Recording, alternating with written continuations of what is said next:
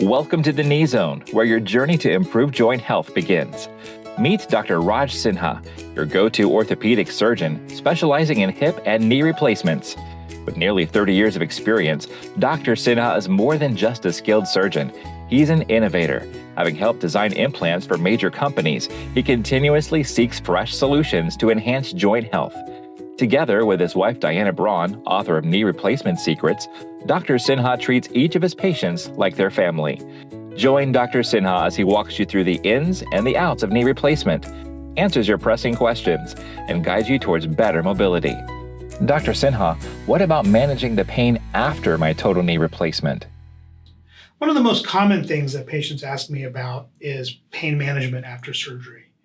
People are in excruciating pain going into the surgery, but the fear of the pain after the surgery is really what keeps them from having the surgery. In fact, there's been some research done that only 1 out of 3 patients who would benefit from a knee replacement actually gets a knee replacement.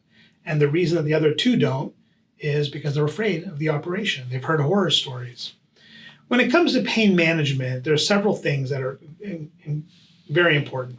The first thing is that we want you in your optimal medical shape going into surgery, which includes physical shape. So if you can do physical therapy ahead of time, that's beneficial. The stronger you are going into the surgery, the quicker your recovery coming out.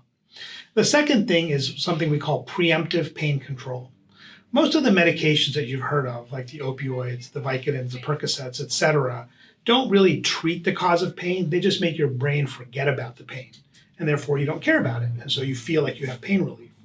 But if you can prevent the pain from actually getting to the point where the brain is receiving that signal, and if you can prevent the source of the pain, i.e. the inflammation and the swelling from the trauma, then you're ahead of the game. And so that's what we try to do.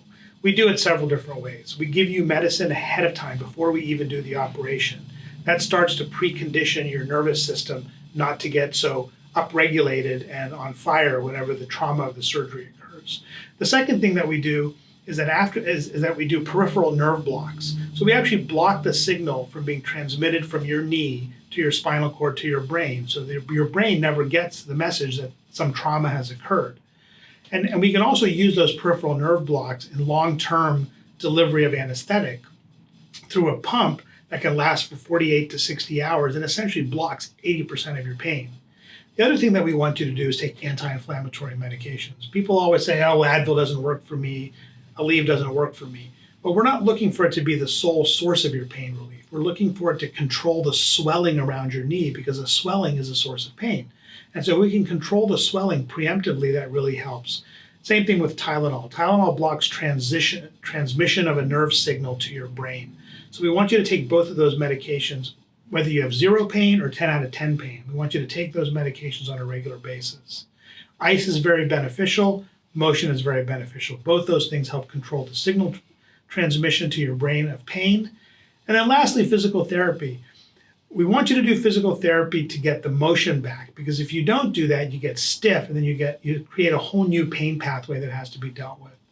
So if you attack all those different areas and stay ahead of your pain, the recovery can be quite enjoyable. In fact, most of my patients are off narcotics by 2 to 3 weeks after surgery.